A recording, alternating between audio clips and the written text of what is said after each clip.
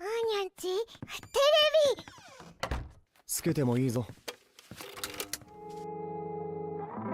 あーにゃこれ好き。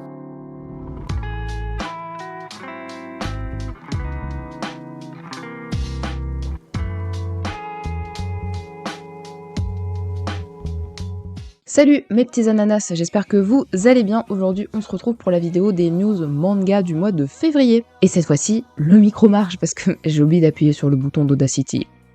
Où j'ai parlé 5 minutes dans le vent avec un son dégueulasse de téléphone. C'est pas grave, je recommence. Bref, aujourd'hui récapitulatif comme d'habitude de toutes les actualités autour des animés et des mangas. Si vous voulez voir les autres épisodes, n'hésitez pas à aller voir dans lui en haut à droite. Et sinon, on va commencer avec la première partie qui sont les news autour des animés.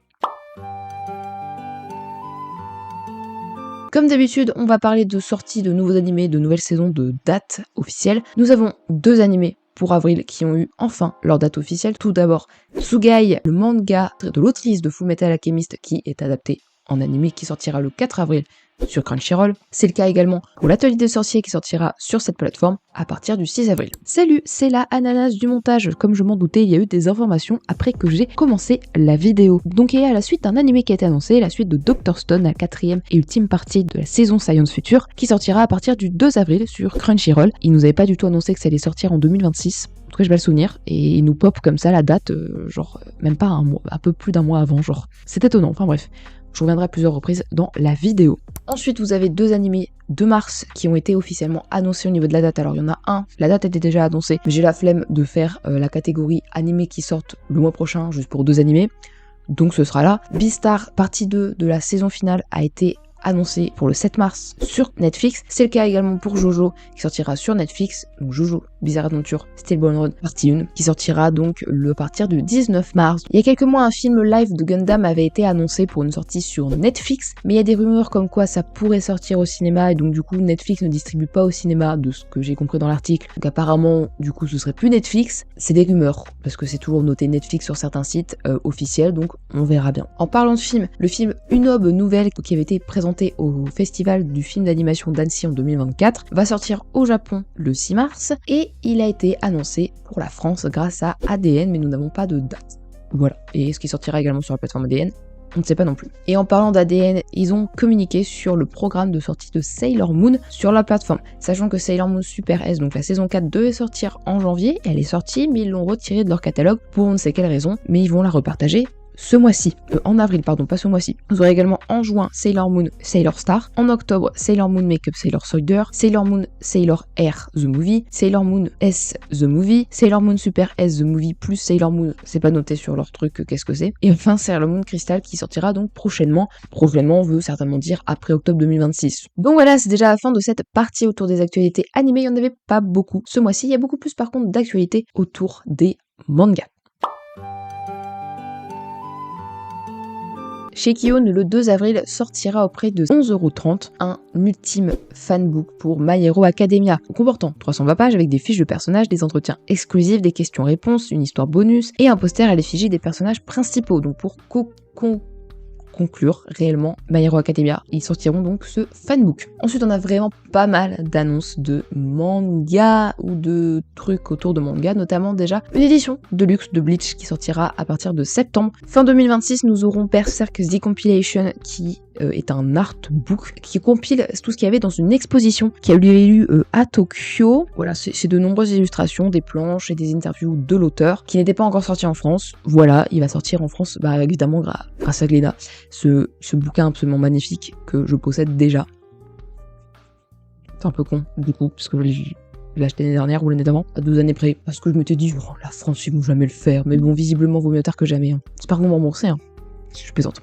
Et donc du coup, ils promettent quand même une bonne qualité, avec un truc cartonné. Elle est vraiment hyper quali la version japonaise, donc j'espère que ça va pas être une version complètement C. Et enfin, ils ont annoncé Glénat qu'ils vont sortir un coffret de Ghost in the Shell, les 3 premiers tomes de la Perfect Edition, ensemble. Voilà, il n'y a pas plus d'informations. Le 13 mai sortira le dernier tome de la magnifique et incroyable manga Vinland Saga au prix de 20,99 puisqu'il y aura un collector, c'est le tome 29 avec une plaque métallique, un coffret, une jaquette cuir, un ex-libris et un storyboard de chapitre final. Le collector donne envie, sincèrement. On va passer aux dernières annonces, il y en a encore pas mal. Innocente Bleue va sortir chez Delcourt. C'est un artbook de Innocente, tout simplement ce super manga que je vous ai parlé littéralement dans la vidéo de la semaine dernière où je vous partage les mangas incontournables. Donc un artbook de ce superbe manga. L'animé Girls Born Cry a commencé à être adapté en manga mais sur une plateforme Comic Ride et n'hésitez pas à aller voir, je mettrai peut-être le lien en description parce que je crois que vous pouvez lire mais je crois que c'est un site japonais donc je suis pas sûre que vous pouvez lire du coup. Donc on verra s'il y a une adaptation en France ou pas. Un autre animé adapté en manga c'est Hot Taxi qui va sortir à partir du 4 mars à 7,50€ chez Anikomi Corp. Je connaissais pas du tout cet éditeur avant ça. Control Plus T, un artbook de Inyo Asano. Encore une fois, je vous parlais d'un de ses mangas la semaine dernière, je vous parlais d'Oyasumi Punpun. Voilà, donc un artbook qui du coup recoupera des planches, des couvertures qu'il a pu faire pour différents magazines pour ses mangas. Le temps attendu, tome 43 de Berserk a été annoncé avec également un collector, avec seulement un ex-libris et une boîte pour le ranger. Tout ça au prix de 19,90. C'est pas que c'est un peu du foutage de gueule, mais je vais pas vous mentir que c'est du foutage de gueule. Voilà, je ne comprends pas pourquoi ça vaut aussi cher. Franchement, ça mérite pas de valoir plus de 15 balles, franchement, sincèrement. J'ai peur de me faire très mal comprendre par rapport à mon désaccord au niveau du prix du collector de Berserk. C'est sûr qu'après le collector du 41 et du 42 qu'on a payé un peu plus cher pour des meilleurs trucs, c'est vrai que ça déçoit un peu qu'il y ait juste un Shikishi, même si c'est un Shikishi avec des trucs de marqué de Kentaro Miura et tout, ça vaut cher. Mais si c'est la même qualité que le coffret du tome 42, je peux comprendre que le prix soit élevé, mais il faut vraiment que Glénat nous partage quel est le prix de tout ça, parce que pour nous faire comprendre pourquoi le prix est à 19,90 en fait. Et je comprendrais très bien. Mais bon, c'est sûr que pour quelques euros de plus, on avait un tarot de 78 cartes de très bonne qualité en plus. Donc c'est dommage effectivement qu'il y ait qu'un Shikishi. C'est pour ça qu'en fait je suis assez déçue et c'est le ressentiment de beaucoup de personnes quand j'ai lu les commentaires sur Instagram notamment. Voilà, j'ai peur de très bien me faire comprendre, donc je préfère refaire une voix off. Voilà. On va passer aux autres actualités. Japan Expo et Manga Plus, donc la plateforme de lecture en ligne de la Shueisha, donc notamment qui ont le Jump, donc One Piece, Naruto, etc., s'associent pour les 25 ans de la Japan Expo pour parvenir un concours à la recherche du prochain mangaka, c'est ça le nom, du nouveau mangaka, c'est pas, il n'y avait pas le bon mot, simplement un concours où on veut proposer un manga, sauf qu'on n'a absolument aucune info pour l'instant, c'est marqué littéralement sur leur post, plus d'informations en février. Pour l'instant, il n'y a pas d'informations, donc j'espère que d'ici, quand je pense la vidéo, il y aura peut-être des informations. Comme je me doutais, les informations sont tombées après que j'ai tourné la vidéo et que j'ai écrit la vidéo, donc pour le concours. Cette année, il y aura plusieurs catégories, et ça s'adresse aux mangaka aspirant à faire leur début au Japon. Catégorie manga original. Les candidats doivent créer et soumettre une œuvre complète, originale, dans le genre de leur choix. Ensuite, il y a la catégorie dessin. Choisissez un genre dans lequel vous excellez et vous faites vos planches. Les storyboards vont nous être envoyés très prochainement. Les 10 meilleures œuvres dans la catégorie manga original ainsi que les gagnants de la catégorie dessin verront leur création publiée sur le site de Manga Plus. Bah, je vous laisser vraiment lire tous les détails. Mais si vous voulez participer, pour la catégorie manga original, c'est jusqu'au 15 mai 2026, 23h59, et la catégorie dessin jusqu'au 31 mai 2026, 23h59. Et donc vous aurez les résultats le jour de la Japan Expo, le 12 juillet. Enfin, les deux dernières informations, ça tourne autour de deux jeux vidéo, Captain Tsubasa 2 World Fighter qui a été annoncé sur PlayStation 5, Xbox Series X et S, PC, sur Nintendo Switch. Bref, un jeu vidéo où vous pourrez jouer vos superbes héros de Captain Tsubasa et notamment pas mal d'équipes. C'est combien déjà d'équipes? 22 équipes nationales. Avec 110 personnages, 150 techniques spéciales animées sur le terrain, de nouveaux challengers, des personnages inédits. Bref, vous aurez un jeu relativement complet autour de Captain Tsubasa. Voilà, il n'y a pas de date, par contre, ce sera en 2026. Et ensuite, c'est My Hero Academia Out Justice que je vous ai déjà parlé il y a plusieurs temps qui est sorti ce mois-ci avec une édition standard de luxe et ultimate, donc